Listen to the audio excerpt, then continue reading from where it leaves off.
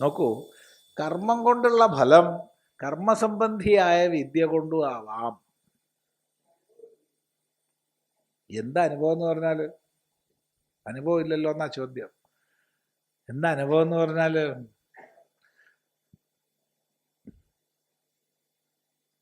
അത് വലിയൊരു പ്രശ്നമാണ്. അനുഭവം എന്താണെന്ന് വിശദീകരിക്കണമെങ്കിൽ നമ്മൾ പല ശാസ്ത്രങ്ങളിലേക്ക്, പ്രത്യേകിച്ച് കാമശാസ്ത്രത്തിലേക്കൊക്കെ പോകേണ്ടി വരും. അവസാനം വേദാന്ത ക്ലാസ് ഒന്നും വിളിച്ചു വരുത്തിയിട്ട് സ്വാമി ചിദാനന്ദപുരി കാമസൂത്രം എടുത്തു എന്ന് പറയേണ്ടി വരും.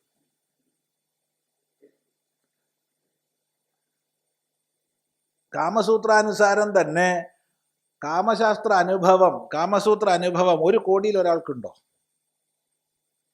ഒരു അഡ്ജസ്റ്റ്മെന്റിന് മുകളിൽ പോവാണ്.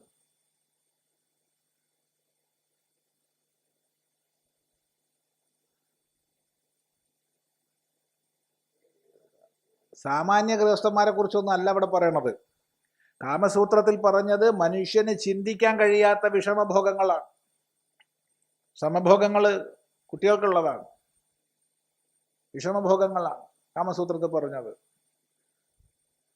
ആ വിഷമഭോഗങ്ങൾ പലർക്കും ചിന്തിക്കാൻ തന്നെ കഴിയില്ല, സാമാന്യ ആരോഗ്യമുള്ള ആൾക്കാർക്ക്. അതിലൂടെ ഭോഗ്യവും ഭോക്താവും ഭോഗവും എന്ന 3 ഇല്ലാത്ത ആ ഏകസ്ഥിതിയിലേക്കുള്ള ഉയർച്ച അനേക ലക്ഷം പേരിൽ ഒരാൾക്കേ അനുഭവം ഉണ്ടാവുള്ളൂ. ഇതാണ് പരമാർത്ഥം. അതുകൊണ്ട് എന്താ അനുഭവം എന്നൊക്കെ ഉള്ളത് വളരെ ചർച്ച ചെയ്യേണ്ടുന്ന വിഷയമാണ്.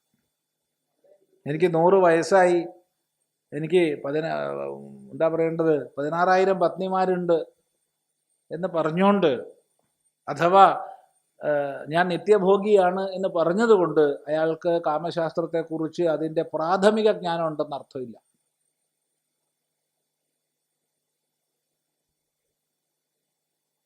വളരെ സങ്കീർണ വിഷയമാണ്, ഇത്രയിൽ ഒതുക്കുന്നു. അതുകൊണ്ട് കർമ്മത്തിലൂടെയും വിദ്യയിലൂടെയും ഒരേ ഫലപ്രാപ്തിയാകുന്നു. ഇതൊക്കെ ഇപ്പം ചെയ്തിട്ട് ഇത്രയേ ഉള്ളൂ എന്ന് അറിയാനാണെങ്കിൽ അത് ആദ്യം അറിഞ്ഞവന് പിന്നെ അത് അപ്രസക്തായി.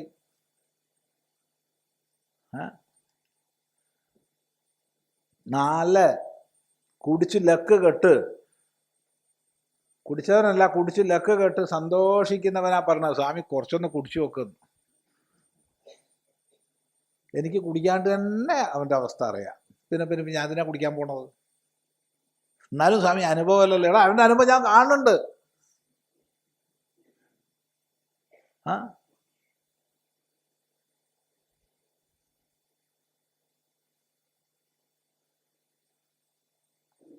സുഖേച്ഛുവായി പോയ ഒരാൾ പോലും എനിക്ക് ആനന്ദമായി എന്ന് പറഞ്ഞ് കേട്ടിട്ടില്ല. ഇത് അപ്രസക്തമായി എന്ന് മനസ്സിലാക്കിയവർ ആനന്ദത്തിൽ ലയിച്ചു കഴിയുന്നത് ഞാൻ കാണുന്നുമുണ്ട്. പിന്നെ ഞാൻ എന്തിനപ്പം വേറെ വഴിക്ക് പോണത് അനുഭവം എന്നും പറഞ്ഞിട്ട്? ഞാൻ അവിടെ തൃപ്തനാണ്, പിന്നെ എന്തിനാ വേറെ അനുഭവം എന്ന് പറഞ്ഞിട്ട് പോണത്? അതുകൊണ്ട് കർമ്മണാവാ വിദ്യയാവാ എന്ന ശ്രുതിയിൽ ഇളക്കല്ല. 2 തദ്ധൈത ലോകജിദേവ. അത് അവനുണ്ടല്ലോ, അവൻ ഈ ലോകത്തെ മാത്രമാണ് ജയിക്കുന്നത്. ഇതിലൂടെയൊക്കെ ജയിക്കാൻ പറ്റണത് ഈ ലോകം മാത്രമാണ്. ഈ കാണപ്പെടുന്ന, ഈ അനുഭവിക്കപ്പെടുന്ന, ഈ നശ്വരമായത് മാത്രമാകുന്നു എന്ന് മനസ്സിലാക്കി കഴിഞ്ഞാൽ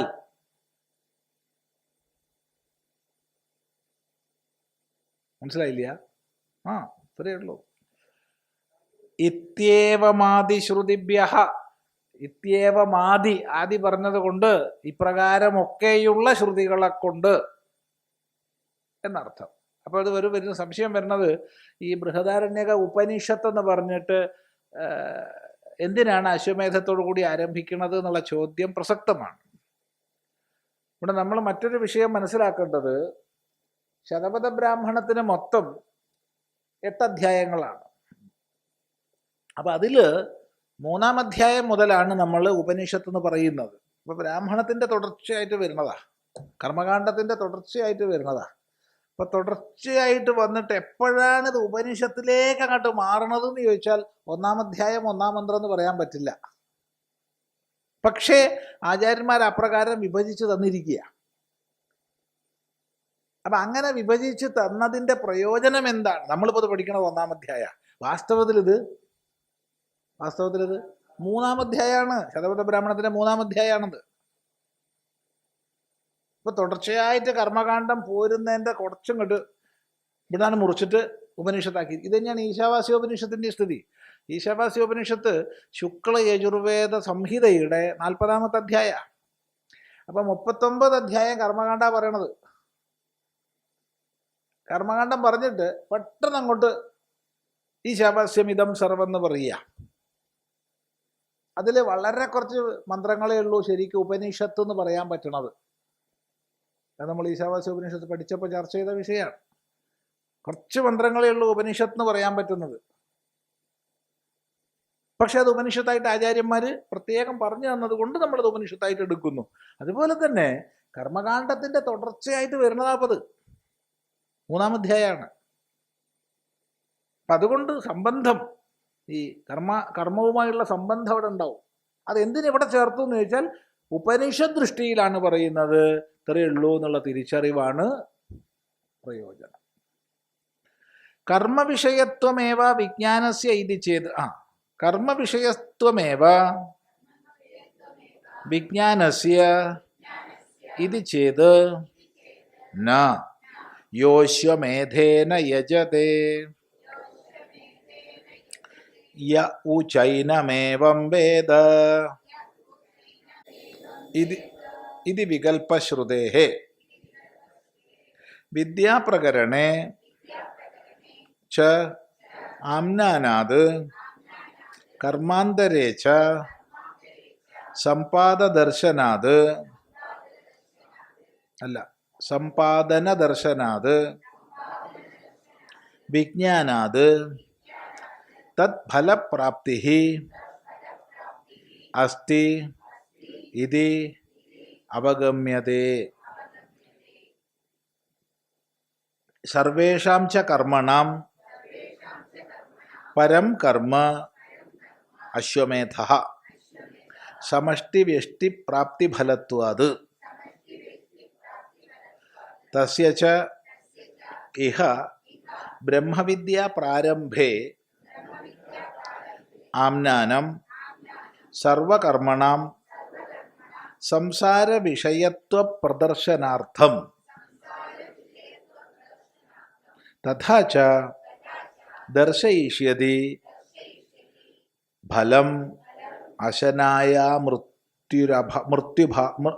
അശനായാമൃത്യുഭാവം.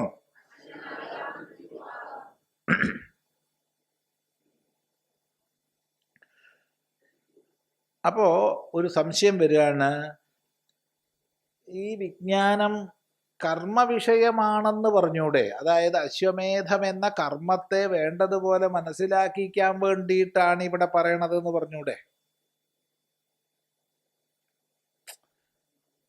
കർമ്മഫലാനുഭവത്തെ നേടുക എന്നുള്ളതല്ല, മറിച്ച് എങ്ങനെയാണ് അശ്വമേധം, എന്താണ് അശ്വമേധം എന്ന അശ്വമേധത്തെക്കുറിച്ച് മനസ്സിലാക്കിക്കാനാണ് ഈ വർണ്ണന എന്ന് പറഞ്ഞൂടെ? ചോദ്യം അങ്ങനെ പറയാൻ പറ്റില്ല. എന്തുകൊണ്ട്?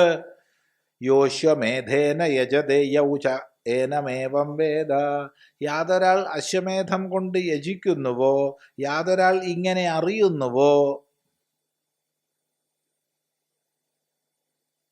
രണ്ടുപേരും എന്ന് പറഞ്ഞിരിക്കുക. അതിന് ബാക്കി എടുത്തു കഴിഞ്ഞാൽ അവർ പാപത്തെ അതിക്രമിക്കുന്നു എന്നാണ് ബാക്കി മന്ത്രം. അവർ പാപത്തെ അതിക്രമിക്കുന്നു എന്നാണ് ബാക്കി മന്ത്രം. അതവിടെ നിൽക്കട്ടെ, നമുക്ക് ഇത്ര എടുക്കുക. യാതൊരാൾ അശ്വമേധം കൊണ്ട് യജിക്കുന്നുവോ, യാതൊരാൾ അതിനെ അറിയുന്നുവോ എന്ന് ചേർത്ത് പറഞ്ഞിരിക്കുക. അപ്പൊ രണ്ടു പേർക്കും പാപത്തെ അതിക്രമിക്കുക എന്നുള്ള ഫലം ശ്രുതി പറഞ്ഞിരിക്കുന്നു.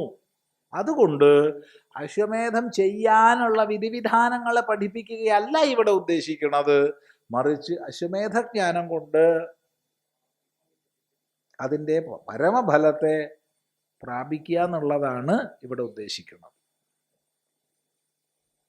ആ പരമം വാസ്തവത്തിൽ ഇത്രയേ ഉള്ളൂ എന്നുള്ള തിരിച്ചറിവാണ്.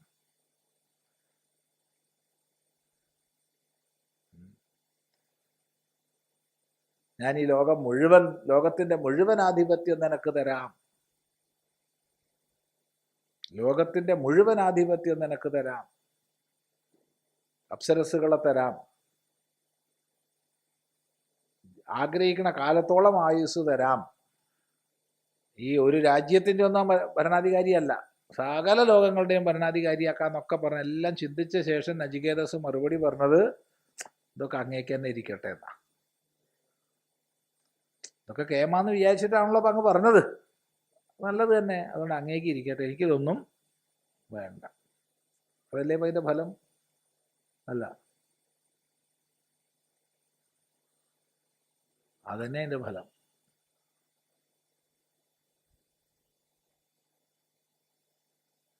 ധനത്തിൻ്റെ ഫലം എന്താ? ധനം സന്തോഷമായിട്ട് സുഖമായിട്ട് സമാധാനമായിട്ട് ജീവിക്കുക എന്നാ എല്ലാവരും പറയുക, അല്ലേ? അങ്ങനെയല്ലേ? ആണല്ലോ. അത് സമ്മതിച്ചോ ഇല്ലയോ? അപ്പം ധനം കിട്ടുന്തോറും സമാധാനക്കേടാണെങ്കിലോ ധനത്തിൻ്റെ ഫലമായോ? നീ വേണം എന്നുള്ള അത്യാഗ്രഹം ധനത്തിൻ്റെ ഫലമായിട്ടില്ല.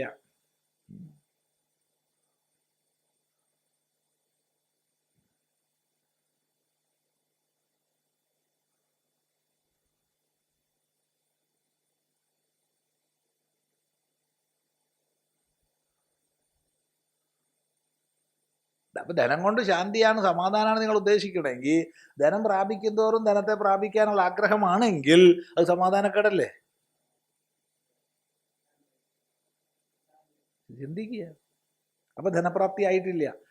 എന്നാൽ ഒരാൾ ശാന്തി സമാധാനമായിട്ട് ഇരിക്കുന്നുണ്ടെങ്കിലോ അയാൾ ധനികനാ? ധനികനല്ല, അയാൾ ധനികനാ. വളരെ സമാധാനമായിട്ട് ശാന്തമായിട്ട് ഇരിക്കുന്നുണ്ടെങ്കിൽ ധനികനാ, അയാളാ ഏറ്റവും വലിയ ധനികൻ.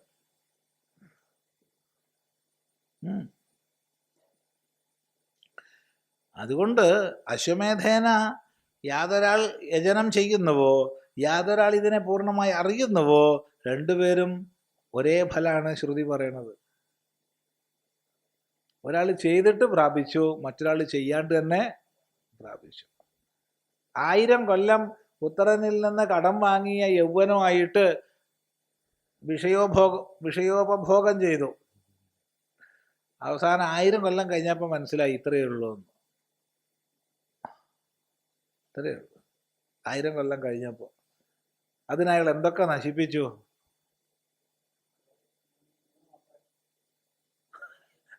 മക്കളുടെ യൗവനം നശിപ്പിച്ചില്ലേ? ഒന്ന് ആലോചിച്ച് നോക്കൂ.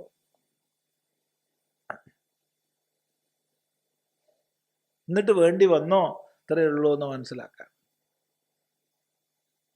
മറ്റേ ആദ്യമേ മനസ്സിലാക്കി ഇത്രയേ ഉള്ളൂ എന്ന്. രണ്ടാളും ഒരു ഫലമാണോ? അല്ല.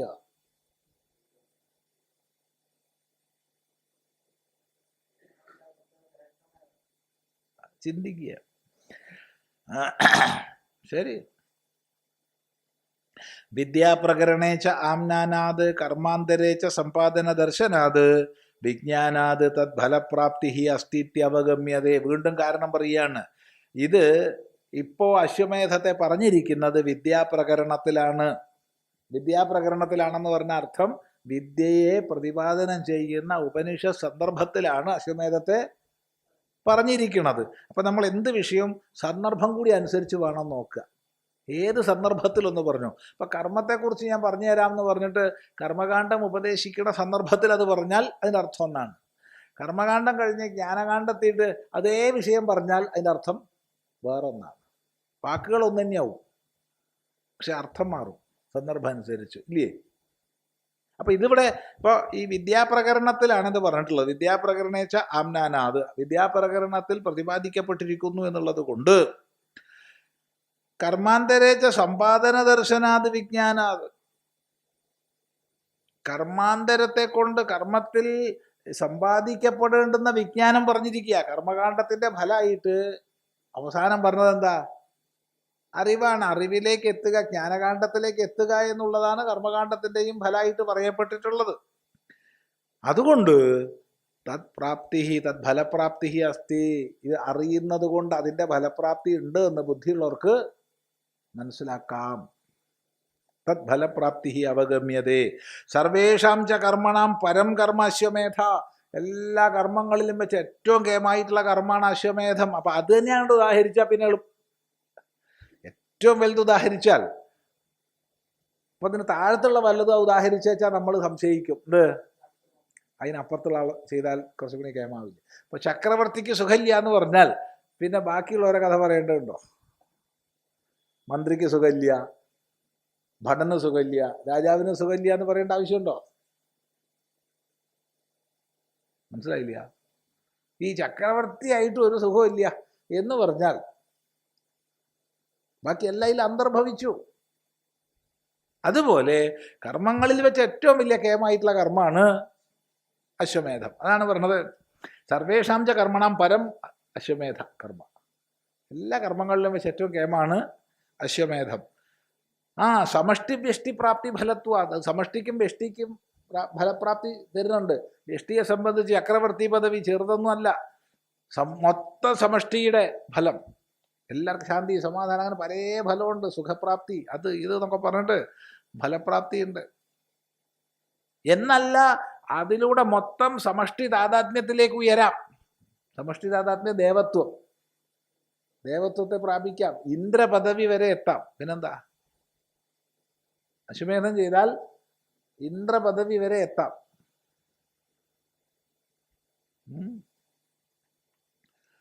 തസ്യ ചൈഹ ബ്രഹ്മവിദ്യ പ്രാരംഭേ. അങ്ങനെയുള്ളതായ അശ്വമേധത്തെ ഇവിടെ ബ്രഹ്മവിദ്യയുടെ പ്രാരംഭത്തിൽ പറഞ്ഞിരിക്കുന്നത് ആംനാനം സർവകർമ്മണാം സംസാര വിഷയത്വ പ്രദർശനാർത്ഥം. എല്ലാ സംസാര വിഷയങ്ങളും ഇത്രയേ ഉള്ളൂ എന്ന് മനസ്സിലായിക്കോളൂ എന്ന് പറയാൻ വേണ്ടിയിട്ടാണ് ഈ വിദ്യാപ്രകരണത്തിൽ പറഞ്ഞിട്ടുള്ളത്.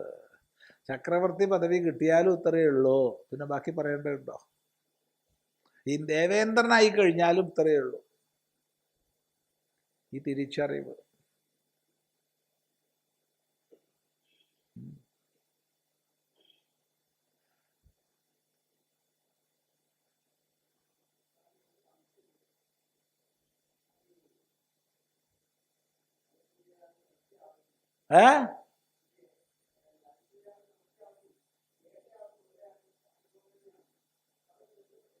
കേട്ടാക്കെന്ന് പറഞ്ഞിട്ടില്ല, അറിഞ്ഞാക്കെന്നാ പറഞ്ഞ.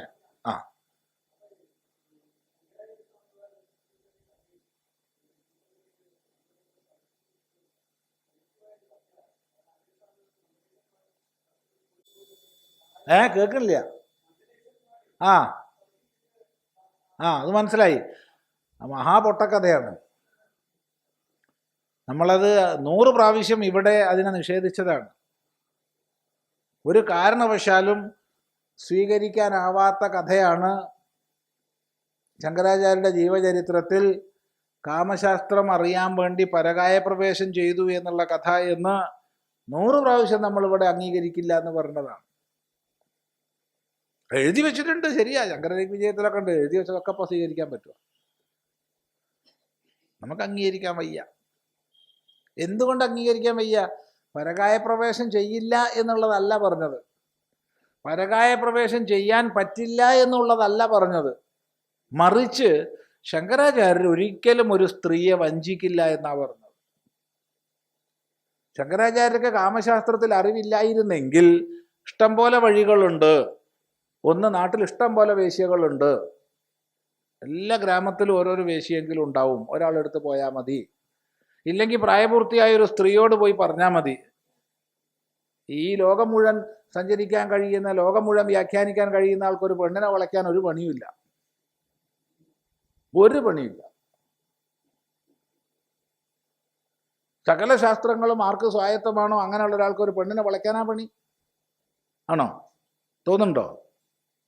1 അല്ല 1000 എണ്ണത്തിനെ വളയ്ക്കാൻ പറ്റും. എന്നാ ഒരു തെറ്റും ഞാനതിൽ പറയില്ല. കാരണം ഒരു പ്രായപൂർത്തിയായ സ്ത്രീയും പ്രായപൂർത്തിയായ പുരുഷനും സ്വന്തം ഇഷ്ടപ്രകാരം എന്ത് ചെയ്തോ നമ്മൾ എന്തിനാ ഇടപെടുന്നത്? അതിൽ ശരിയും തെറ്റും പറയാൻ നമ്മളാരാ?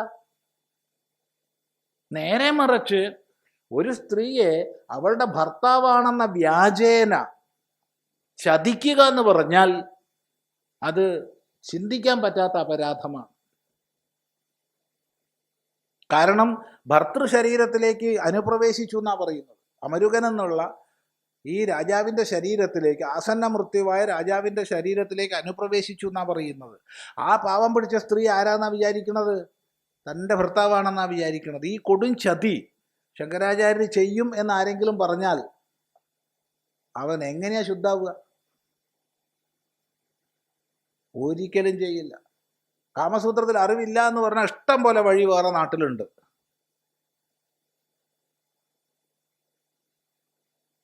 ശങ്കരാചാര്യ യുവാവായിരുന്നു.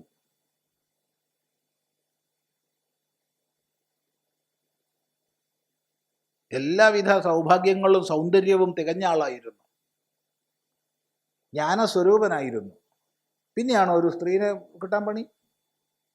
അതുകൊണ്ട് ഈ മഹാഭാവികൾ ഈ പറയണതിൻ്റെ അർത്ഥം അവർ മനസ്സിലാക്കണില്ല.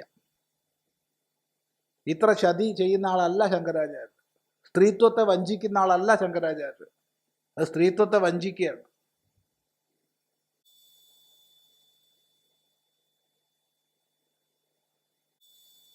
ഇതുപോലെ തന്നെ എന്തൊക്കെ പൊട്ടക്കഥകളുണ്ട്. ചണ്ടാളനെ കണ്ടപ്പോൾ വഴി മാറാൻ പറഞ്ഞു അത്രേ. ശരി, പഠനകാലത്ത് അങ്ങനെ ഉണ്ടായി എന്ന് പറഞ്ഞ് അംഗീകരിക്കാം. കാരണം പഠിക്കുന്ന കാലത്ത് സാധനാഘട്ടത്തിൽ അങ്ങനെയൊക്കെ സംഭവിക്കാം. നമുക്കൊക്കെ സംഭവിക്കും. തെറ്റുകൾ വരാത്തവരില്ല. എന്നാൽ കാശിയിൽ താമസിക്കുന്ന സമയത്ത് സംഭവിച്ചു എന്നാണ് പറയണത്. കാശിയിൽ താമസിക്കുന്ന സമയം എന്ന് പറഞ്ഞാൽ സർവജ്ഞത്വം വന്നതിന് ശേഷം മാത്രമേ ഗുരുനാഥൻ ഭാഷ്യരചനയ്ക്ക് അനുജ്ഞ നൽകിയിട്ടുള്ളൂ. ഗുരുനാഥൻ ഭാഷ്യരചനയ്ക്ക് അനുജ്ഞ നൽകിയതിന് ശേഷമാണ് ഓങ്കാരേശ്വരത്തു നിന്നുള്ള സഞ്ചാരവും കാശീവാസവും മറ്റും. ആ സമയത്ത് ശിഷ്യസമ്പത്ത് പോലും ഉണ്ട്. ആ സമയത്ത് വഴി മാറാൻ പറഞ്ഞു എന്ന് പറഞ്ഞാൽ അത് സ്വീകരിക്കാൻ പറ്റുന്നതല്ല. ഇനി എന്തെങ്കിലും കർമാചരണ സംബന്ധമായ ശുദ്ധി ഉണ്ടെങ്കിൽ വഴിമാറാൻ പറയണം തന്നെയാണ് നമ്മുടെ അഭിപ്രായം. പക്ഷേ സന്യാസിയായ ആളെ സംബന്ധിച്ച് അതോട്ട് വരുന്നുമില്ല. അപ്പോൾ അയാൾ വല്ല പൂജയ്ക്ക് പോകാച്ചുള്ളൂ.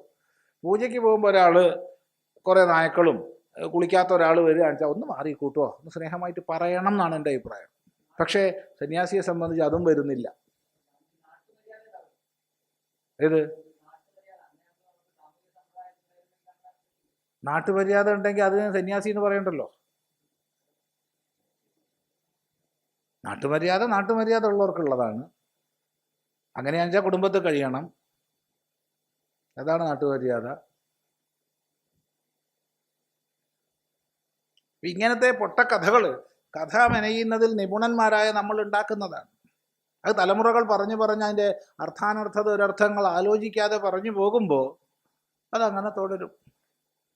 നമുക്കൊന്നേ പറയാനുള്ളൂ, ശങ്കരാചാര്യരെ നമ്മൾ ആരും കണ്ടിട്ടില്ല. ശങ്കരാചാര്യരെ നമ്മൾ കാണുന്നത് ഭാഷ്യങ്ങളിലൂടെയാണ്. ശങ്കരാചാര്യരെ നമ്മൾ കാണുന്നത് പ്രകരണ ഗ്രന്ഥങ്ങളിലൂടെയാണ്. ശങ്കരാചാര്യരെ നമ്മൾ കാണുന്നത് സ്തോത്ര ഗ്രന്ഥങ്ങളിലൂടെയാണ്. ഭാഷ്യ സ്തോത്ര പ്രകരണങ്ങളിലൂടെ നമ്മൾ കാണുന്നതിന് വിരുദ്ധമായ ശങ്കരാചാര്യരെ സ്വീകരിക്കാൻ നമുക്ക് പറ്റില്ല.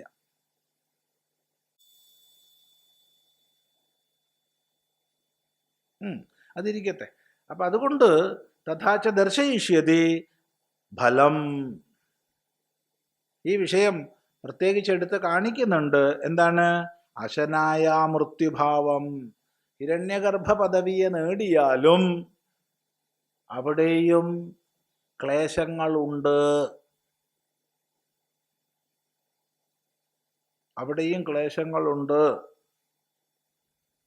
ഹിരണ്യഗർഭന് ക്ഷുധ, വിശപ്പ് വന്നു എന്ന് ശ്രുതിയുണ്ട്.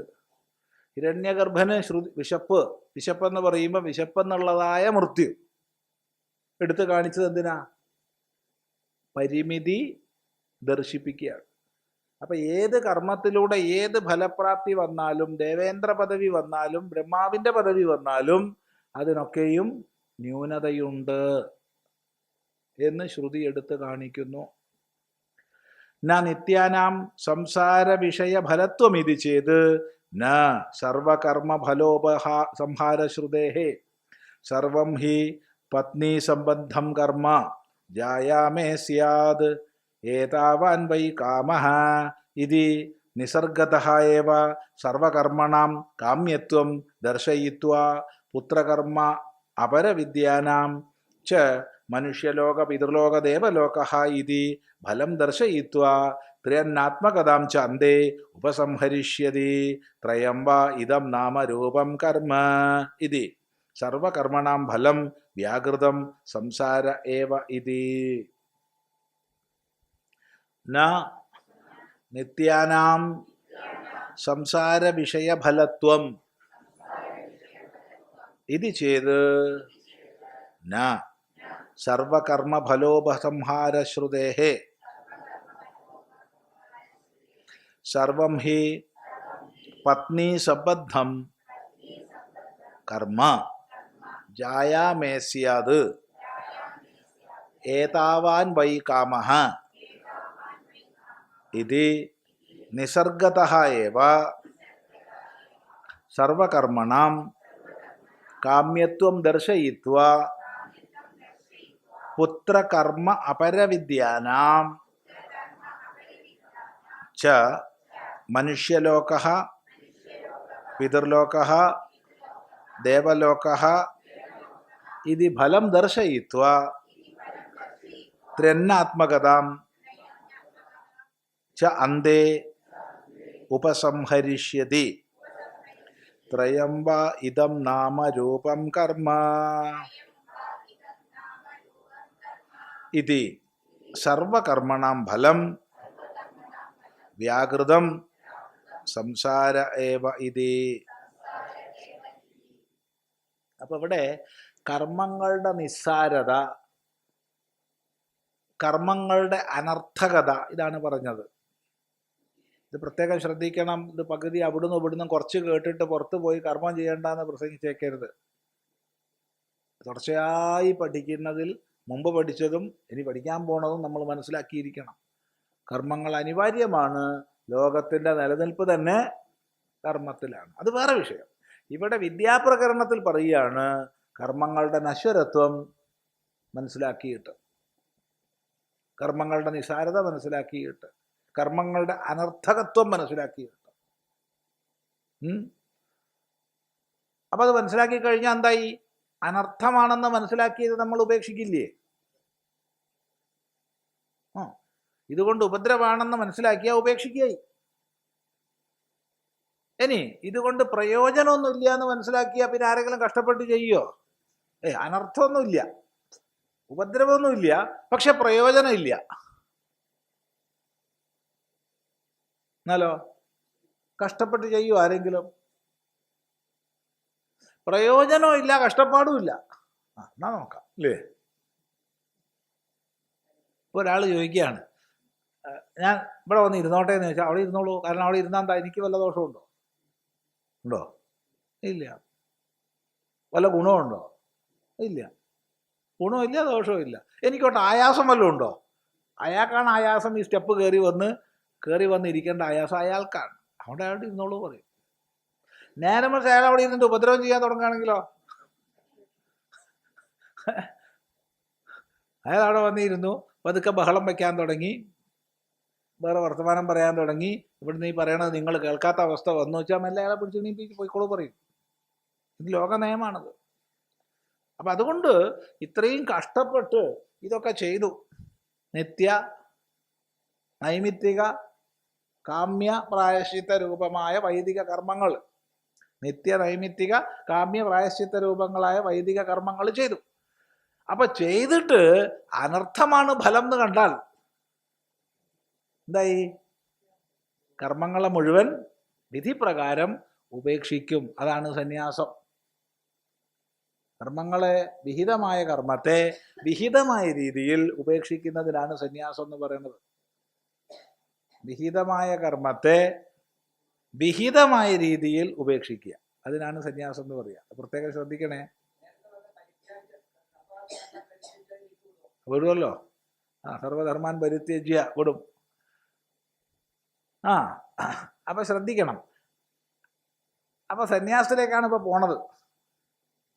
അപ്പൊ പൂർവമീമാംസകന് സഹിക്കാൻ പറ്റാത്തൊരു വിഷയമുണ്ട്. അതെന്താ വെച്ചാ, നിത്യകർമ്മങ്ങളെ ഉപേക്ഷിക്കുക എന്ന് പറയുന്നത് പൂർവമീമാംസകന് ഒരു കാരണവശാലും സഹിക്കാൻ പറ്റില്ല, അംഗീകരിക്കാൻ പറ്റില്ല, സഹിക്കാൻ പറ്റില്ല. അതുകൊണ്ട് നിത്യകർമ്മങ്ങളെ മുടക്കം കൂടാതെ ചെയ്യണം എന്നുള്ളതാണ് പൂർവമീമാംസകന്റെ അഭിപ്രായം.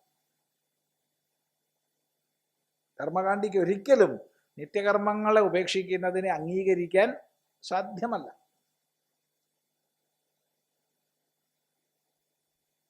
അത് മനസ്സിലാക്കണം. എന്നാൽ ഇതിന്റെ പോക്ക് എന്താണ്? സന്യാസത്തിലേക്കുള്ള പോക്കാണ് ഇപ്പോൾ.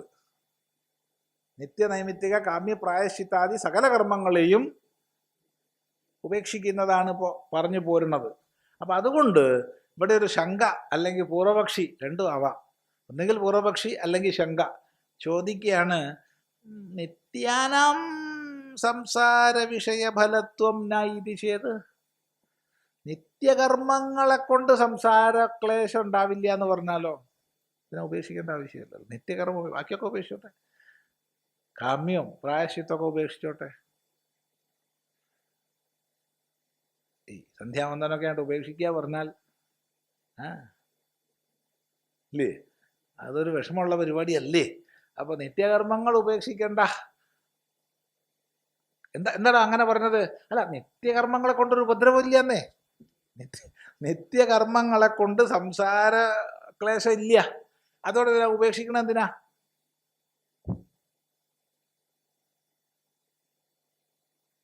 ഇത് ചെയ്ത് എന്ന് പറഞ്ഞാലോ നാ, അങ്ങനെ പറയാൻ പറ്റില്ല.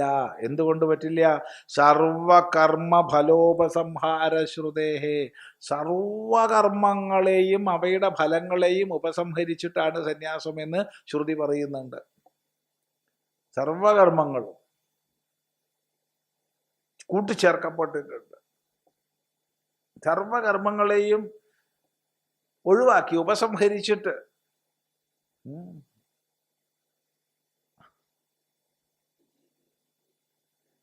അപ്പോ കാമ്യങ്ങളെയോ പ്രായശ്ചിത്തങ്ങളെയോ മാത്രമല്ല, നിത്യങ്ങളെ ഉപേക്ഷിച്ചിട്ടാണ് സന്യാസം.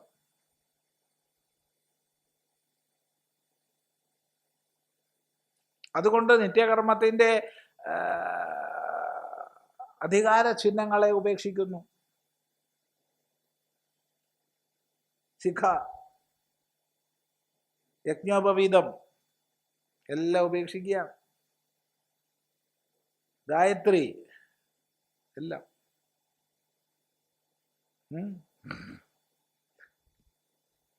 സർവം ഹി പത്നി സംബദ്ധം കർമ്മ. വൈദികമായ എല്ലാ കർമ്മവും പത്നി സംബദ്ധമാണ്. വൈദികമായ എല്ലാ കർമ്മവും പത്നി സംബദ്ധമാണ്. പത്നിയോട് കൂടെ ചെയ്യേണ്ടതാണ്. അപ്പൊ വിവാഹം എന്തിനാന്ന് ചോദിച്ചാൽ ധാർമ്മിക കർമാചരണത്തിനാണ് വിവാഹം. ധാർമ്മിക കർമാചരണം ചെയ്യാനാണ് വിവാഹം. ധാർമ്മിക കർമ്മങ്ങള് പതിയും പത്നിയും. അതുകൊണ്ടാണ് പതി പത്നി എന്ന് പറയുന്നത്, അഥവാ സഹധർമ്മി സഹധർമ്മിണി എന്ന് പറയുന്നത്.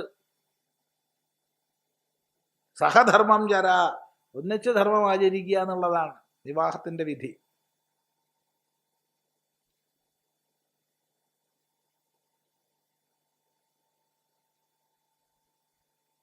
അത് പ്രത്യേകം ശ്രദ്ധിക്കണം. അല്ലാണ്ട് അർത്ഥ കാമാദി ഉപഭോഗത്തിനല്ല, കുട്ടികളുണ്ടാവാനും അല്ല. കുട്ടികളുണ്ടാവാൻ കല്യാണം കഴിക്കണം. അതിനാ കല്യാണം കഴിക്കണം?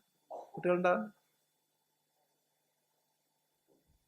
അത് സ്ത്രീ പുരുഷന്മാർ ഇണ ചേർന്നാൽ കുട്ടികളുണ്ടാവും, ഉണ്ടാവേണ്ടതാണെങ്കിൽ. മറിച്ച് ധർമാചരണത്തിനാണ് വിവാഹം. ജായാമേ സ്യാദ്, എനിക്കൊരു ജായ ഉണ്ടാവണേ എന്നാഗ്രഹിച്ചു. അതെന്തിനാഗ്രഹിച്ചത്? ഇതിവിടെ വരാൻ പോകുന്നുണ്ട്, നമ്മൾ പഠിക്കാൻ പോകുന്നുണ്ട്. 1-ാം അധ്യായത്തിൽ 4-ാം ഖണ്ഡത്തിൽ വരാൻ പോകുന്നുണ്ട്. ഇതിൽ തന്നെ ഇതേ അധ്യായത്തിൽ വരാൻ പോകുന്നുണ്ട്. ആദ്യം ആഗ്രഹിക്കുന്നത് പുത്രനെയാണ്. മക്കൾ വേണം. എന്തിനാ മക്കളെ ആഗ്രഹിച്ചത്? മക്കളെ കൊണ്ട് ഈ ലോകം ജയിക്കണം. മക്കളെ കൊണ്ട് ഈ ലോകം ജയിക്കണം. ഈ ലോകം ജയിക്കണമെങ്കിൽ മക്കൾ ഉണ്ടായേ പറ്റൂ.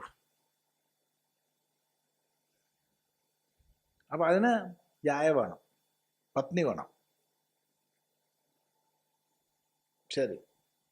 അപ്പൊ കല്യാണം കഴിച്ചു, ജായയായി.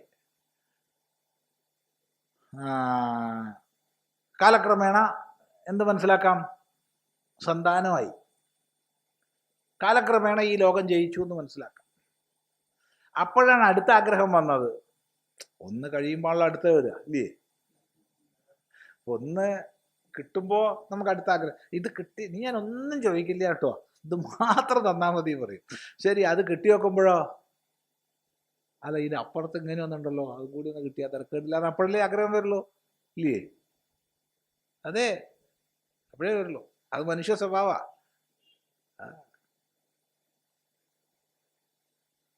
ശരിയല്ല? അപ്പൊരു ഇച്ചിരി ഉപ്പും ചോറും, വേറെ ഒന്നും വേണ്ട, ആ ദിവസവും തന്നാൽ മതി സ്വാമി. ശരി, വേറൊന്നും വേണ്ട. ഒരാഴ്ച അത് കൃത്യമായി കിട്ടിയപ്പോഴോ, അല്ല ഒരു കറിയും കൂടി അതിൽ ആയിക്കൂടെ എന്ന് അപ്പോഴല്ലേ തോന്നുക ഇല്ല?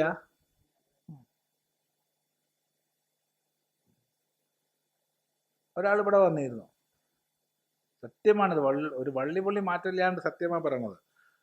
സ്വാമി ഒന്നും തരണ്ട, ഒരു വസ്തു വേണ്ട, എനിക്കൊരു പായ ഒരു ശരീരം വെക്കാനുള്ള സ്ഥലം മാത്രം മതി എന്നാണ്. പായന്നെ മുഴുവൻ വേണ്ട, പായൽ വേറെ ആളെ കിടത്തിയാലും കുഴപ്പമില്ല എനിക്ക്, പക്ഷേ പായൽ എൻ്റെ ശരീരം വെക്കാനുള്ളൊരു സ്ഥലം മാത്രം ഇവിടെ സ്വാമി അനുവദിച്ചാൽ മതി. ഞാൻ കുറച്ച് വിഷമാണല്ലോ അമ്മ, അങ്ങനെ സ്ത്രീദേഹങ്ങൾക്ക് അങ്ങനെ താമസിക്കാനുള്ള സൗകര്യമൊന്നും ഇല്ല. അങ്ങനെ ഒരു സങ്കടമൊക്കെ കേട്ടപ്പോൾ ഞാൻ നിന്നോളൂ പറഞ്ഞു. കുറച്ചു കാലം കഴിഞ്ഞപ്പോൾ എന്താ കംപ്ലൈൻറ്റ് എന്നറിയാം? Wifi speed പോരാന്നാ.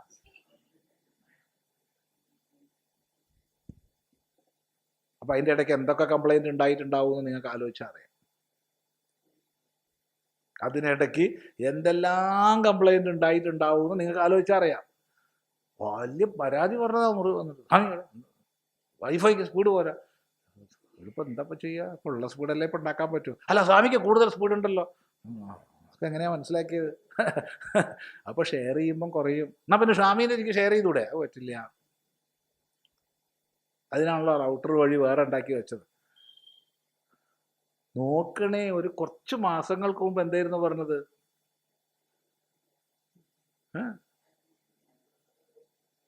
കിടക്കാൻ ഫുൾ പായ വേണ്ട. ഇതാണ് ലോക സ്വഭാവം. ഇതാണ് ലോക സ്വഭാവം. അപ്പൊ അതുകൊണ്ട് ഈ ലോകമായി, മക്കളെ കൊണ്ട് ഈ ലോകമായി. അപ്പൊ അടുത്ത ആഗ്രഹമായി. എന്താ അടുത്ത ആഗ്രഹം? പിതൃലോകം ബുക്ക് ചെയ്യണം. അപ്പൊ പിതൃലോകം ബുക്ക് ചെയ്യണമെങ്കിൽ എന്ത് വേണം? കർമ്മണ പിതൃലോക, അതിന് ഉതകുന്ന കർമ്മങ്ങൾ ആചരിക്കണം. അതും ആചരിച്ചു. അപ്പൊ ഈ ലോകം മക്കളെ കൊണ്ട് ജയിക്കണം, കർമ്മങ്ങൾ ചെയ്ത് പിതൃലോകം വേണം, അതുമായി. അപ്പോഴടുത്ത ആഗ്രഹം വന്നു. എന്താണത്? ദേവലോകം. എന്തൊരു സുഖദേവന്മാർക്കൊക്കെ. അപ്പൊ അതിനെന്താ വഴി? വിദ്യയാ ദേവലോക, ഉപാസന കൊണ്ടാണ് ദേവലോകപ്രാപ്തി. ഉപാസന മാത്രമേ വഴിയുള്ളൂ. അങ്ങനെ ഉപാസനയായി ദേവലോകവും ബുക്ക് ചെയ്തു എന്ന് വിചാരിക്കുക. അപ്പൊ 3 ലോകമായിട്ടുവോ? ഈ ലോകമായി, പിതൃലോകമായി, ദേവലോകമായി. അപ്പോഴാ ചിന്ത വന്നത്, ഇതുകൊണ്ട് ഞാൻ എന്ത് ചെയ്യും? ഇതുകൊണ്ട് വല്ല കാര്യമുണ്ടോ?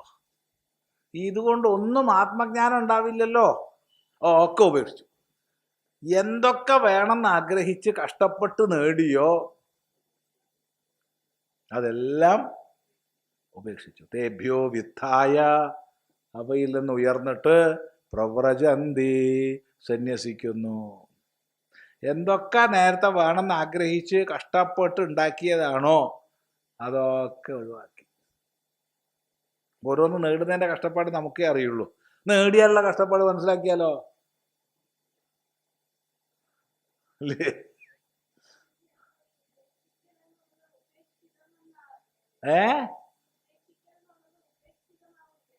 അതെ, ഉപേക്ഷിതമാവുകയാണ്. മറ്റേ പറയുന്നൊരു ഭാഷയാണ് ഇപ്പം. അത് അപ്രസക്തമായി. അതാണ് സ്വയം ചോദിച്ചാൽ, വേറെ ആരും നിർബന്ധിച്ചൊന്നുമല്ല.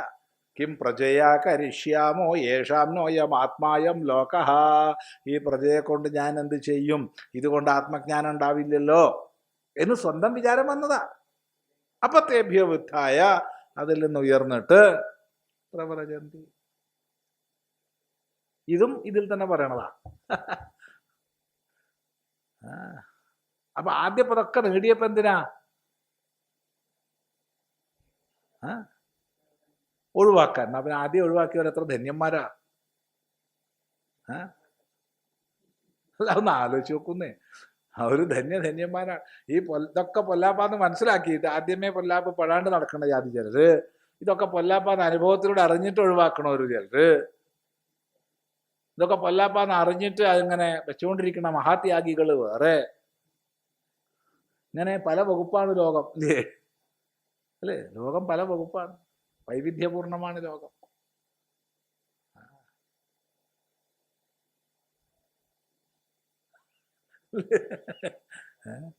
ശരി. അപ്പോ ജായാമേ സ്യാദ് എന്ന് പറഞ്ഞിട്ട് പിന്നെ അവസാനം പറയും ഏതാവാൻ വൈ കാമഹ, ഇതൊക്കെ കാമത്തിന്റെ ഫലാണ് എന്ന് നിസർഗതയേവ സർവകർമ്മണാം കാമ്യത്വം ദർശയിത്വ. സ്വതവേ തന്നെ സ്വഭാവതയാ തന്നെ സകല കർമ്മങ്ങൾക്കും കാമ്യത്വമുണ്ടെന്ന് കാണിച്ചിട്ട് എന്താണ് ചെയ്യുന്നത്? പുത്ര കർമ്മ അപരവിദ്യാന, മക്കള് കർമ്മം അപരവിദ്യ. മക്കൾ ഏത് ലോകം ജയിക്കാൻ? ഈ ലോകം. കർമ്മ പിതൃലോകം, അപരവിദ്യ ദേവലോകം. അപരവിദ്യ ഉപാസന, ദേവലോകം. മനുഷ്യലോക പിതൃലോക ദേവലോക ഇത് ഫലം ദർശയിത്വ. മക്കളുടെ ഫലം ഈ ലോകം. ഈ ലോകം ജയിക്കണമെങ്കിൽ മക്കൾ തന്നെയാണ്, വേറെ വഴിയൊന്നുമില്ല. ഇപ്പൊ അതില്ല എന്നുള്ളത് ഇപ്പൊ വലിയ വിഷമം തന്നെ. അതൊന്നും പറയണ്ട, അങ്ങോട്ട് ചർച്ച ചെയ്യണ്ട. അങ്ങോട്ട് ചർച്ച ചെയ്യാത്തതാ വിഷമം, നല്ലത്.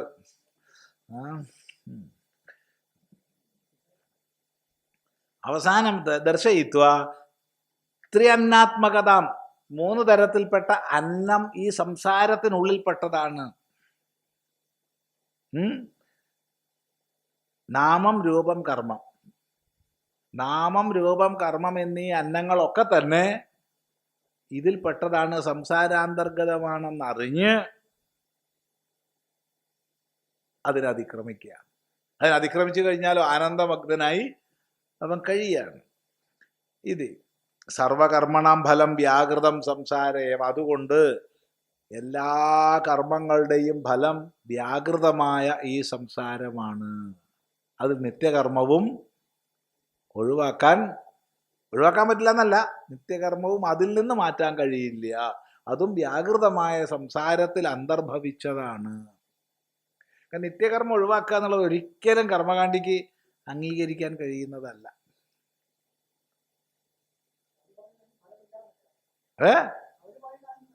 അതതിന് വേറെ നേരം പോക്കാം. ആ വിഷയം ഇവിടെ ചർച്ച ചെയ്തിട്ടില്ല. പൂർവമീമാംസകന്മാരുടെ ചിന്താഗതി അനുസരിച്ച് നിത്യകർമ്മങ്ങൾ ചെയ്യണം, ഒരു കാരണവശാലും ഒഴിവാക്കരുത്. ശരി, നമ്മൾ അംഗീകരിച്ചു. എന്താ ഒഴിവാക്കിയാല്? ചോദ്യം. അത് പ്രത്യേകമായ പാപം വരും, പാപം ഉണ്ടാവും. ശരി, സമ്മതിച്ചു. ചെയ്താലോ? ചെയ്താൽ ഒരു ഫലവും ഇല്ല. പുണ്യം ഉണ്ടാവും, ഒരു ഫലവും ഇല്ല. അതെങ്ങനെയാണത്? അതങ്ങനെയാ.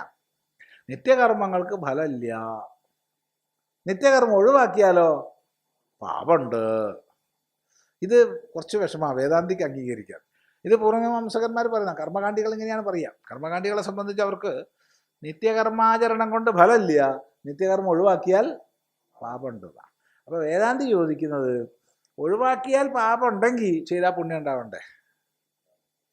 ഉണ്ട്, ചിത്തശുദ്ധി ഉണ്ടെന്ന് പറഞ്ഞോളൂ. നിത്യകർമ്മങ്ങൾ ഭക്തിയോടുകൂടി ചെയ്താൽ ചിത്തശുദ്ധി ഉണ്ടാവും എന്ന് പറഞ്ഞോളൂ, എന്നാ വിരോധമില്ല. അതുണ്ട്, പക്ഷെ അത് അംഗീകരിക്കില്ല. നിത്യകർമ്മങ്ങൾക്ക് ഫലമില്ല എന്നാ പറയാ. ചെയ്തില്ലെങ്കിൽ പാപം ഉണ്ടെന്നും പറയും. അത് യുക്തിരാഹിത്യമാണ്. ചെയ്താൽ പുണ്യം ഇല്ലാച്ചാ ചെയ്തില്ലെങ്കിൽ പാപം ഇല്ല എന്ന് പറയേണ്ടി വരും. അതിപ്പോ ഈ കർമ്മകാണ്ഡികളപ്പോൾ പറയണൊരു ന്യായമുണ്ട്. ഒരാള് വിധിപ്രകാരം വിവാഹം കഴിച്ചു നിൽക്കുക, പത്നി സമേതനായി വിചാരിച്ചോളൂ. അപ്പോ ഒരു സാമൂഹിക വ്യവസ്ഥ, പഴയ സാമൂഹിക വ്യവസ്ഥ അനുസരിച്ച് ക്ഷമിക്കണേ, പഴയ സാമൂഹിക വ്യവസ്ഥയാണ്. പഴയ സാമൂഹിക വ്യവസ്ഥ അനുസരിച്ച് വിവാഹം കഴിച്ച പത്നിയെ വേണ്ടതുപോലെ പരിപാലിക്കണം എന്ന് പതിക്ക് കർത്തവ്യമുണ്ട്. അതുകൊണ്ടാണ് പഴയ സാമൂഹിക വ്യവസ്ഥ എന്ന് പറഞ്ഞത്. ഇന്നിപ്പോൾ ഇല്ല, അങ്ങോട്ടും ഇങ്ങോട്ടും ഇല്ല. അപ്പോൾ ചോദ്യം, വിവാഹം കഴിച്ച പതി പത്നിയെ സംരക്ഷിച്ചു വെച്ചാൽ വേണ്ടതുപോലെ എല്ലാം നോക്കി വേണ്ടതൊക്കെ ചെയ്തു, പുണ്യമുണ്ടോ? ആരെങ്കിലും നിങ്ങൾക്ക് എന്തെങ്കിലും മെറിറ്റ് തരുമോ? മിട്ടുക്കനാട്ടോ, അവൻ അപാര പുണ്യശാലി. എന്താണ്? അവൻ്റെ പത്നിയെ വേണ്ടതുപോലെ സ്നേഹിച്ചു നോക്കുന്നുണ്ടെന്ന് ആരെങ്കിലും പറയുമോ? ഇല്ല. എന്നാ നോക്കണില്ല, എന്നാലോ നാട്ടുകാർ മുഴുവൻ പറയും മഹാഭാവി, ഒരു ദിനം കല്യാണം കഴിച്ച് കൊണ്ടുപോയിട്ട് തിരിഞ്ഞു നോക്കണില്ല, എന്തൊരു മഹാഭാവി അത് പറയില്ലേ? അപ്പൊ അവിടെ ചെയ്തോണ്ട് പുണ്യമുണ്ടോ? ഇല്ല. ചെയ്തില്ലെങ്കിൽ പാപമുണ്ടോ? ഉണ്ട്. ഇതുപോലെയാണ്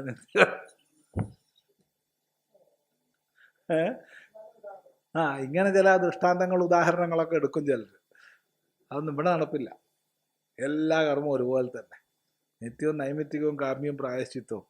ഇതമേവ ത്രയം പ്രാഗുത്പത്തേഹേ തർഹി അവ്യാകൃതമാസീത് തദേവ പുനഃ സർവപ്രാണി കർമ്മവശാത് വ്യാക്രിയതേ ബീജാദിവ വൃക്ഷഃ സ്വയം അവ്യാകൃതരൂപഃ സംസാരഃ അവിദ്യാവിഷയഃ ക്രിയാകാരകഫലാത്മകതയാ ആത്മരൂപത്വേന അധ്യാരോപിതഃ അവിദ്യയാ ഏവ മൂർത്താമൂർത്ത തദ്വാസനാത്മകഃ അതഃ വിലക്ഷണഃ അനാത്മരൂപകർമാത്മകഃ അദ്വയഃ നിത്യശുദ്ധബുദ്ധമുക്തസ്വഭാവഃ അപി ക്രിയാകാരകഫലഭേദാദിവിപര്യേണ അവഭാസതേ. അതഃ അസ്മാത് ക്രിയാകാരകഫലഭേദസ്വരൂപാത് ഏതാവത് ഇദമിതി സാധ്യസാധനരൂപാത് വിരക്തസ്യ കാമാദിദോഷകർമ്മബീജഭൂത അവിദ്യാനിവൃത്തയെ രജ്വാമിവ സർപ്പവിജ്ഞാനാപനയായ ബ്രഹ്മവിദ്യ ആരഭ്യതേ. ഇദമേവ ത്രയം പ്രാഗുത്പത്തേഃ തർഹി അവ്യാകൃതമാസീത് തദേവ പുനഃ സർവപ്രാണികർമ്മവശാത് വ്യാക്രിയതേ ബീജാദിവ വൃക്ഷഃ സ്വയം വ്യാകൃതവ്യാകൃതരൂപഃ സംസാരഃ അവിദ്യാവിഷയഃ ക്രിയാകാരകഫലാത്മകതയാ ആത്മരൂപത്വേന അധ്യാരോപിതഃ അവിദ്യയാ ഏവ മൂർത്താമൂർത്തതദ്വാസനാത്മകഃ അതഃ വിലക്ഷണഃ അനാമരൂപകർമാത്മകഃ അദ്വയഃ നിത്യശുദ്ധബുദ്ധമുക്തസ്വഭാവഃ അപി ക്രിയാകാരകഫലഭേദാദിവിപര്യേണ അവഭാസതേ. അതഃ അസ്മാത് ക്രിയാകാരകഫലഭേദസ്വരൂപാത് ഏതാവത് ഇദമിതി സാധ്യസാധനരൂപാത് വിരക്തസ്യ കാമാദിദോഷകർമ്മബീജഭൂത വിദ്യാനിവൃത്തയേ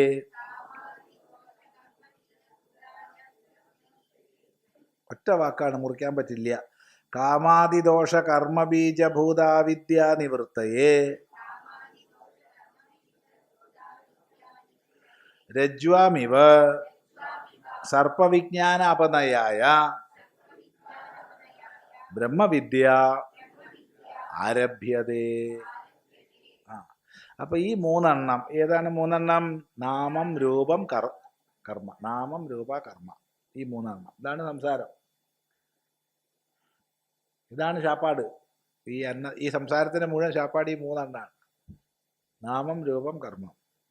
ഈ മൂന്നും ഉത്പത്തേഹേ പ്രാഗ്, നാമരൂപാത്മകമായി അഭിവ്യക്തമാകുന്നതിന് മുമ്പ്, ഉത്പത്തിയുടെ മുമ്പ് അവ്യാകൃതമാസീത്, അവ്യാകൃതമായിരുന്നു.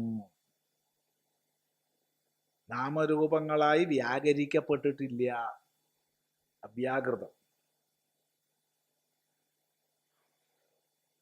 ഇത് ഉത്പത്തിക്ക് മുമ്പ് ഉണ്ടായിരുന്നില്ല എന്ന് പറയരുത്. ഇല്ലായ്മ ഒരിക്കലും ഇല്ല, ഇല്ലാത്ത അവസ്ഥ ഒരിക്കലും ഇല്ല.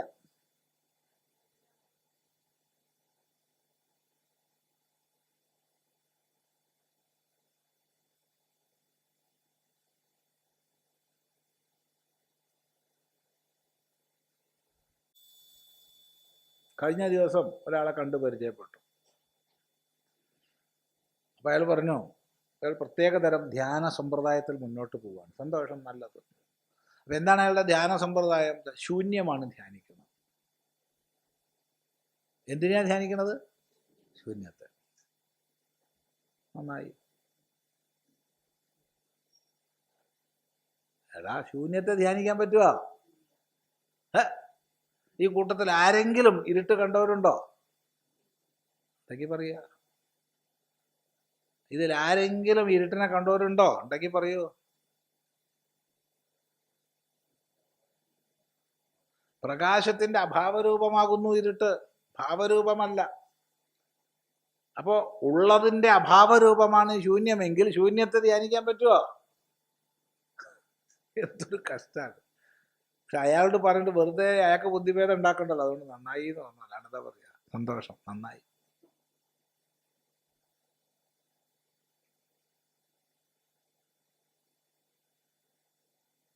എന്നാലും സ്വാമി അയാളെ നേരെയാക്കണ്ടായിരുന്നോ? എല്ലാരും നേരെയാക്കാൻ നടക്കുന്ന ആളാ ഞാൻ.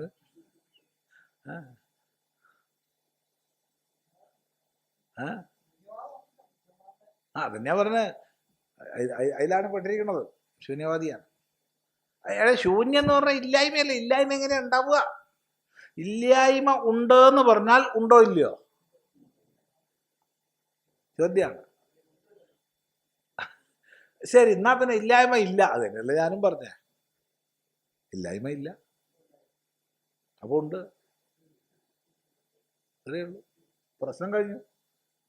തർക്കത്തിന് അവിടെ ഇടയില്ല.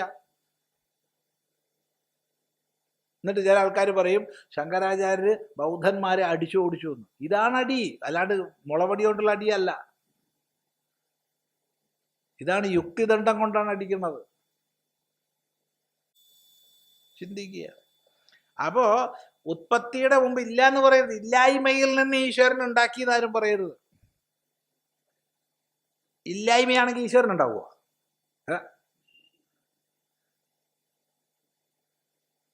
ഇല്ലായ്മ എന്നൊരവസ്ഥ ഇല്ല. അതാദ്യം മനസ്സിലാക്കുക. സത്യത്തെ, ഉണ്മയെ നിഷേധിക്കാൻ ആർക്കും കഴിയില്ല. അപ്പൊ ഉണ്മയാകുന്ന, സത്തയാകുന്ന നാമരൂപരഹിതമായ അവ്യാകൃതം വ്യാകൃതമാകുന്നു, നാമരൂപകർമ്മങ്ങളായി വ്യാകരിക്കപ്പെടുന്നു. നാമരൂപകർമ്മങ്ങളായി വ്യാകരിക്കപ്പെട്ടത് പുനഃ അവ്യാകൃത ഭാവത്തെ പ്രാപിക്കുന്നു. ഇതിനെയാണ് നമ്മൾ സൃഷ്ടിയെന്നും പ്രളയമെന്നും പറയുന്നത്. ഇല്ലാത്തത് ഉണ്ടാവുകയില്ല, ഉള്ളത് നശിക്കുകയില്ല. ഇല്ലാത്തതിനെ ഉണ്ടാക്കാൻ ആർക്കും കഴിയില്ല. ഇവിടെ അതിൻ്റെ എത്ര തീക്ഷ്ണമായിട്ടാ ഭഗവാൻ ഭാഷ്യകാരൻ പറയണമെന്ന് നോക്കൂ. വിനാശം അവ്യയസ്യാസ്യ ന കശ്ചിത് കർത്തുമർഹതി എന്നുള്ളിടത്ത് ഈശ്വരഹാബി എന്ന് ഭാഷ്യകാരൻ പറയുന്നുണ്ട്. ഈശ്വരന് പോലും കഴിയില്ല. എന്ത്? ഉള്ളതിനെ ഇല്ലാണ്ടാക്കാൻ ഈശ്വരന് കഴിയില്ല, ഇല്ലാത്തതിനെ ഉണ്ടാക്കാൻ ഈശ്വരന് കഴിയില്ല. പിന്നെ പറയണം, ബാക്കിയുള്ളവരെ കഥ പറയണം. ഈശ്വരന് കഴിയാത്ത പരിപാടിയാണ് എന്ത്? ഇല്ലാത്തതിനെ ഉണ്ടാക്കുക, ഉള്ളതിനെ ഇല്ലാണ്ടാക്കുക. പിന്നെ ഈശ്വരന് ഇപ്പം എന്തേ കഴിയൂ?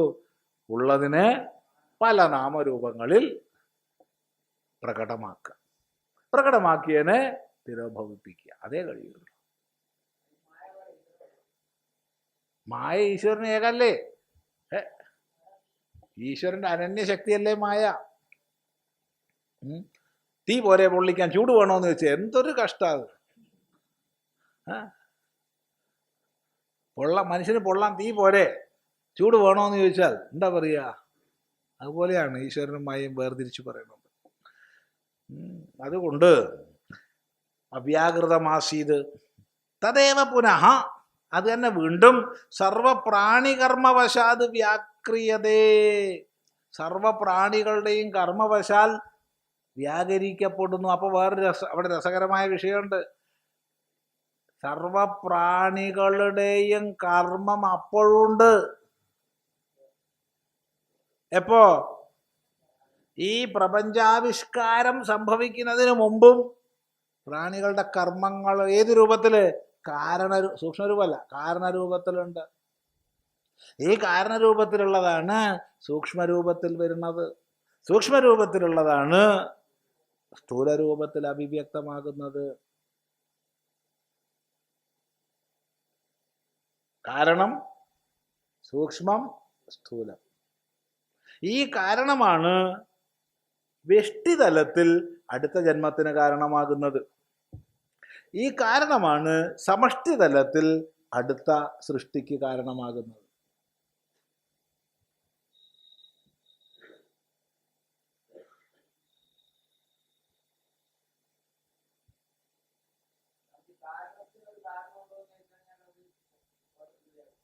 കാരണത്തിന് കാരണം ഉണ്ടോന്ന് വെച്ചാൽ അത് തന്നെ ആ ചോദ്യം ഉണ്ടോ നിന്റെ, അതാണ് കാരണം, അതാണ് മറുപടി. അതേ മറുപടി ഉള്ളൂ, വേറെ മറുപടി ഇല്ല. അതിനും കാരണമല്ലേ? ഉണ്ട്, അതാണ് കാരണം. അതാണ് ഞാൻ പറഞ്ഞ കാരണം. ഇത് അതാണ് മറുപടി, അല്ലാണ്ടെന്താ? അതുകൊണ്ടാണ് കാരണ എന്നൊക്കെ പറഞ്ഞത്. കാരണത്തിനും കാരണാനാംച കാരണം, കാരണങ്ങൾക്കും കാരണം. അതാണ് കാരണം. പിന്നെ അതിന് കാരണം അത് തന്നെ. അവിടെ കഴിഞ്ഞു. എവിടം വരെ നിനക്ക് ചോദിക്കാൻ പറ്റും അവിടം വരെ ഞാൻ പറയും. ഇതാണ് മറുപടി.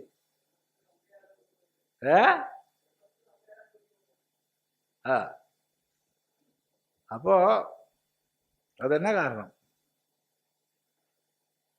ഇതാണ് ഭാരതീയമായ വൈദികമായ സൃഷ്ടിവിജ്ഞാനി എന്ന് മനസ്സിലാക്കുക. ഇല്ലായ്മയിൽ നിന്ന് ഒന്നും ഉണ്ടാവുന്നില്ല. കാരണം ഇല്ലായ്മ എന്നതില്ല. ഉള്ളത് നാമരൂപങ്ങളായി അഭിവ്യക്തമാകും. അഭിവ്യക്തമായതൊക്കെ തിരോഭവിക്കും. അത്രയേ ഉള്ളൂ.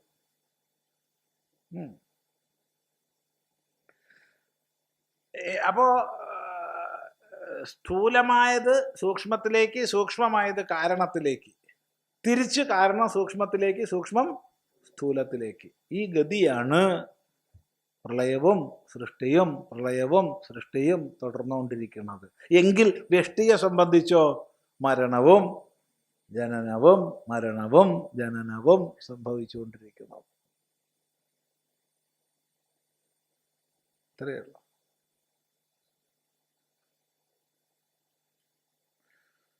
തദേവ പുനഃ സർവപ്രാണികർമ്മവശാത് വ്യാക്രിയതേ ബീജാദിവ വൃക്ഷ. ബീജത്തിൽ നിന്ന് വൃക്ഷം പോലെ. ബീജം കാരണഭാവത്തിൽ വൃക്ഷം അതിലുണ്ട്. അതിൽ നിന്ന് അങ്കുരമുണ്ടായി. ആ അങ്കുരത്തിൽ സൂക്ഷ്മഭാവത്തിൽ വൃക്ഷമുണ്ട്. ആ അങ്കുരം വളർന്നു വലുതായി ശാഖോപശാഖകളോടുകൂടി ഇല, പൂവ്, കായ്, ഇല എന്ന് പറഞ്ഞിട്ട് എല്ലാ അംഗങ്ങളോടും കൂടിയ മഹാവൃക്ഷമായി പരിലസിക്കുമ്പോൾ അത് സ്ഥൂലഭാവമായി. ഈശ്വരൻ ഹിരണ്യഗർഭൻ വിരാട്. വിത്ത്, മുള, വൃക്ഷം. മുള എന്ന് പറഞ്ഞാൽ മുള പൊട്ടിയ അങ്കുരം എന്നുള്ള അർത്ഥത്തിലാണ് ഉപയോഗിച്ചത്. അപ്പോ ഈ വൃക്ഷം, മഹാവൃക്ഷം സൂക്ഷ്മഭാവത്തിൽ അങ്കുരത്തിൽ ഉണ്ടായിരുന്നില്ലേ? എല്ലാ അംഗപ്രത്യംഗങ്ങളോടും കൂടി ഉണ്ടായിരുന്നു എന്ന് പറയണം. ആ അങ്കുരം അഥവാ ആ വൃക്ഷം കാരണഭാവത്തിൽ വിത്തിലുണ്ടായിരുന്നില്ലേ? ഉണ്ടായിരുന്നു എന്ന് പറയണം. ഇല്ലാത്ത ഉണ്ടാവില്ലല്ലോ. അകസ്മാത് ഒന്നും ഉണ്ടാവില്ല. ആകസ്മികമായി സംഭവിച്ചു എന്ന് പറയരുത്. ആകസ്മികമായി ഒന്നും സംഭവിക്കില്ല ലോകത്തിൽ. ആരെങ്കിലും ആകസ്മികമായി സംഭവിച്ചു എന്ന് പറഞ്ഞാൽ കാര്യകാരണ ബന്ധത്തെക്കുറിച്ചുള്ള വിവരക്കേടാണ്. ആ കാര്യകാരണ ബന്ധം ഇല്ല എന്ന് പറഞ്ഞാൽ ലോകത്ത് സയൻസ് എന്നൊന്നുമില്ല, ഫിലോസഫി എന്നൊന്നുമില്ല, ദർശനവും ഇല്ല, ശാസ്ത്രവും ഇല്ല. ദർശനവും ശാസ്ത്രവും നിലനിൽക്കുന്നത് കാര്യകാരണ ബന്ധമുള്ളത് കൊണ്ടാണ്. ഇതിന്റെ കാരണം തേടിപ്പോവലാണ് ശാസ്ത്രം. ആ തേടിപ്പോകുന്ന സമയത്തുള്ള സിദ്ധികളാണ് നമ്മൾ ടെക്നോളജി എന്ന് പറയുന്നത്. സാധന ശാസ്ത്രവും സിദ്ധി ടെക്നോളജിയുമാണ്. ഇതെപ്പോഴും നമ്മൾ ഓർമ്മിക്കണം. സിദ്ധിയിൽ കണ്ണ് മഞ്ഞളിച്ചാൽ സാധന മുടങ്ങിപ്പോവും. ഇല്ലേ? അതെ, സിദ്ധിയിൽ കണ്ണ് മഞ്ഞളിച്ചു പോയാൽ സാധന മുടങ്ങിപ്പോകും. അത് ഓർമ്മിച്ചാൽ നല്ലതാ. അതുകൊണ്ട് നമുക്ക് ഏത് കാലഘട്ടത്തിലുള്ള സിദ്ധികൾ ഉപയോഗിക്കാം. പക്ഷേ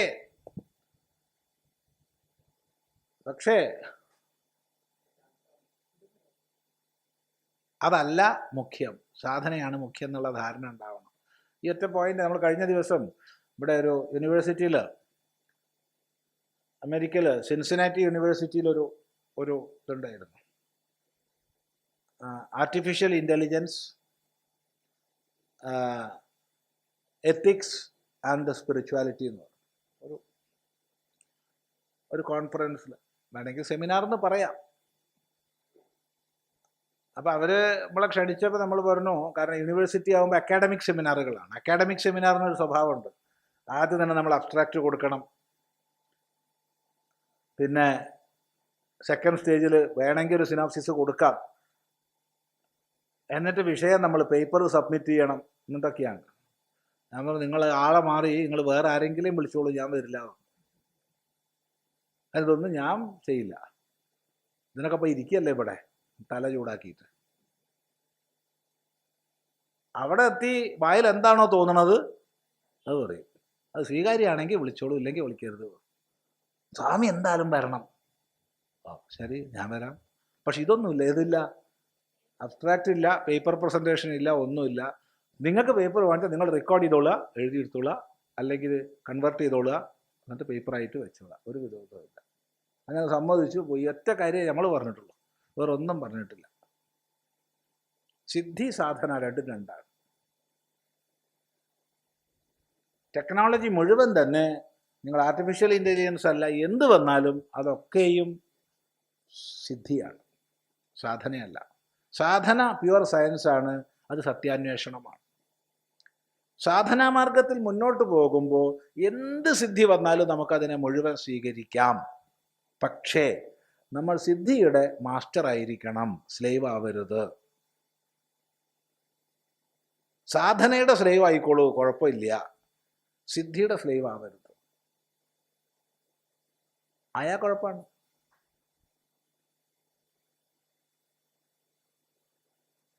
അതിന് അപ്പോൾ വായി തോന്നിയ കുറേ ദൃഷ്ടാന്തങ്ങളും പറഞ്ഞു. ഇപ്പോൾ ആർട്ടിഫിഷ്യൽ ഇൻ്റലിജൻസിൻ്റെ വളരെ ഉയർന്ന ഈ ഓട്ടോമൊബൈൽ മേഖലയിൽ പ്രയോഗിച്ചിട്ട് ധാരാളം ഓട്ടോമാറ്റിക് കാറുകൾ ഓടുന്നുണ്ട്. ഡ്രൈവർ ഇല്ലാത്ത ധാരാളം കാറുകൾ ഓടുന്നുണ്ട്. സാൻ ഫ്രാൻസിസ്കോ ടൗണിൽ മുഴുവനുണ്ട്, ഇഷ്ടം പോലെ ഉണ്ട്. ടാക്സി ഉണ്ട്. അതുകൂടാതെ യാത്രക്കാർ ഉപയോഗിക്കുന്ന സാധാരണ ടാക്സി അല്ലാത്ത വണ്ടി ഓട്ടോമാറ്റിക്കായിട്ട് ഓടിക്കോളും. പക്ഷെ ഇപ്പോൾ അമേരിക്കയിൽ തന്നെ പൂർണ്ണ പെർമിഷൻ കൊടുത്തിട്ടില്ല. ജസ്റ്റ് ഒന്ന് ടച്ച് ചെയ്യണം വിരലുകൊണ്ട്, എവിടെയെങ്കിലും സ്റ്റിയറിങ്ങിലൊന്ന് തൊട്ടേക്കണം വിരൽ, ഇത്രയേ ഉണ്ട്, വേറെ ഒന്നും വേണ്ട. ചെറിയ വിരൽ തൊട്ടെടുത്താൽ അപ്പോൾ അത് പറയും. വേറെ ഒന്നും ചെയ്യണ്ട, സ്റ്റിയറിങ് തൊട്ടാൽ മതി, ബാക്കിയൊക്കെ അത് ഓടിക്കോളും. ഇങ്ങനെ ഒരാൾ ഒരു കൊല്ലം വണ്ടി ഓടിച്ചു എന്ന് വിചാരിക്കുക. ഒരു കൊല്ലം യാതൊരു സംശയമില്ലാതെ പറയുന്ന അടുത്ത കൊല്ലം അയാൾക്ക് ഒരു മാനുവൽ വണ്ടി എടുത്ത് സ്റ്റാർട്ടാക്കിയിട്ട് 1 കിലോമീറ്റർ ഓടിക്കാൻ പറ്റില്ല. അയാൾ ഡ്രൈവിംഗ് കേപ്പബിലിറ്റി മുഴുവൻ പോകും. നമ്മൾ സിദ്ധിയുടെ അടിമയായി പോവുകയാണ്. പണ്ട് വൈദ്യന്മാർ നാടി പിടിച്ചിട്ട് പരിശോധിക്കുകയായിരുന്നു, നമ്മളെ ഡോക്ടർമാരും പരിശോധിക്കുകയായിരുന്നു. ഇപ്പൊ നാടി പിടിച്ച അവൻ എന്തറിയും? ഒരു വസ്തു അറിയില്ല. അവൻ പിടിക്കണത് ആകെ കൂടെ പൾസിൻ്റെ എണ്ണം നോക്കാനാ. ടൈം നോക്കും, പൾസിൻ്റെ എണ്ണം നോക്കും. അതിന് മാത്രമാണ് ഇന്ന് ഡോക്ടർമാർ നാടി പിടിക്കണത്. മറ്റൊരു നാടി പിടിച്ചിട്ട് വാതപിത്ത കഫങ്ങളിൽ എന്താണ് കോപിച്ചത്, ഏതിൻ്റെ വ്യത്യയമാണ് ഉള്ളതെന്ന് പറയും വൈദ്യൻ. അതിനനുസരിച്ച് ചികിത്സ ചെയ്യും. ഇപ്പോൾ പിടിക്കണത് പൾസ് നോക്കാൻ.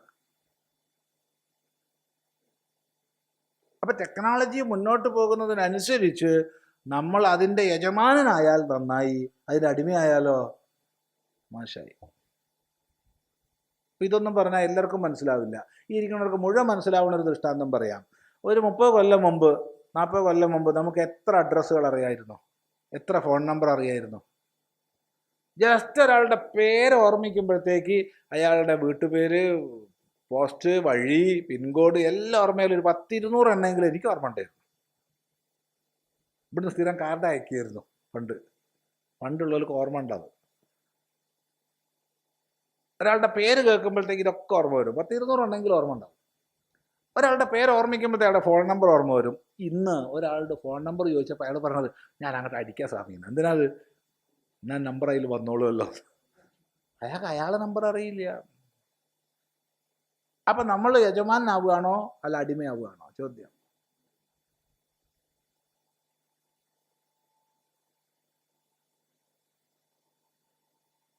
ചിന്തിക്കേണ്ടതാണ്. അപ്പം ഈ ടെക്നോളജി ഉപയോഗിക്കേണ്ടെന്നല്ല പറഞ്ഞത്, തീർച്ചയായിട്ടും ടെക്നോളജി ഉപയോഗിക്കണം. പക്ഷേ നമ്മളായിരിക്കണം യജമാനൻ. ടെക്നോളജി നമ്മുടെ യജമാനനാവരുത്. സിദ്ധി ഒരിക്കലും നമ്മുടെ യജമാനാവരുത്. അപകടകരമാണ്, അത്യപകടകരമാണ്. അപകടത്തിലേക്കാണ് ഇന്ന് ലോകം പോയിക്കൊണ്ടേയിരിക്കുന്നത്. കണ്ടില്ലെന്നടിക്കാൻ പറ്റില്ല. ഇവിടെ തന്നെ നമ്മളെ കോഴിക്കോടുള്ള ഏറ്റവും പ്രധാനപ്പെട്ട ഹോസ്പിറ്റലുകൾ, ഗവൺമെൻറ് മെഡിക്കൽ കോളേജ് അല്ല ഉദ്ദേശിച്ചത്, അതിൻ്റെ മേജർ ഷെയറും അമേരിക്കൻ കമ്പനികൾ മേടിച്ചു കഴിഞ്ഞു. തിരുവനന്തപുരത്ത് മേജർ ഷെയർ അമേരിക്കൻ കമ്പനി മേടിച്ചു കഴിഞ്ഞു. എറണാകുളത്ത് മേടിച്ചു കഴിഞ്ഞു മേജർ ഷെയർ. ചുരുങ്ങിയ കാലം കൊണ്ട് മുഴുവൻ എല്ലാം റോബോട്ടിക്കാവും. റിസപ്ഷൻ അടക്കം, റിസപ്ഷൻ മുതൽ മോർച്ചറി വരെ മുഴുവൻ റോബോട്ടിക്കാവും. മനുഷ്യൻ്റെ സ്പർശം ഇല്ലാണ്ടാവും. നോയിക്കോളൂ, അല്ലേ വരാൻ പോണം. ചെലവ് കൂടുക എന്ന് പറഞ്ഞാൽ എനിക്ക് ചെലവ് കൂടിയ പ്രശ്നമല്ല. എന്താ കാരണം? ഇൻഷുറൻസ് കമ്പനി നോക്കും. എനിക്ക് ചിലവ് കൂടിയ പ്രശ്നമല്ല, ഇൻഷുറൻസ് കമ്പനി നോക്കും. പിന്നെന്താ? ചിദാനന്ദപുരി അല്ല പറയണത്. ഇതാണ് ലോകത്തിന്റെ നിലപാട്. നമുക്കിവിടെ ഒരു ഒരു ഒരു 2 രൂപയ്ക്ക് കിട്ടാവുന്ന മരുന്ന് 200 രൂപയ്ക്ക് മേടിക്കാൻ ഒരു മടിയില്ല. എന്തുകൊണ്ട്? ഞാനെന്താ സ്വാമി, എനിക്കെന്താ പ്രശ്നം? അത് ഇൻഷുറൻസ് അല്ലേ നോക്കുന്നത്.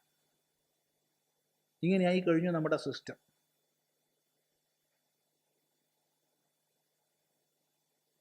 അതുകൊണ്ട് സിദ്ധിയും സാധനയും തമ്മിലുള്ള വ്യത്യാസം തിരിച്ചറിയണം. തിരിച്ചറിഞ്ഞേ മതിയാവും. ഇല്ലെങ്കിൽ നമ്മൾ അടിമയാവും. ലോകം മുഴുവൻ അടിമയാകുമ്പോൾ ഞാനും അടിമയാവണ്ടേന്ന് വെച്ചാൽ അതിൻ്റെ ആവശ്യം ഇല്ല. ലോകം പോകുന്ന വഴിക്ക് ഞാൻ പോകേണ്ട ആവശ്യമില്ല. എനിക്ക് എൻ്റെ വ്യക്തിത്വമുണ്ട്. എവിടെ ചെന്നാലും ഞാൻ തന്നെയാണ്.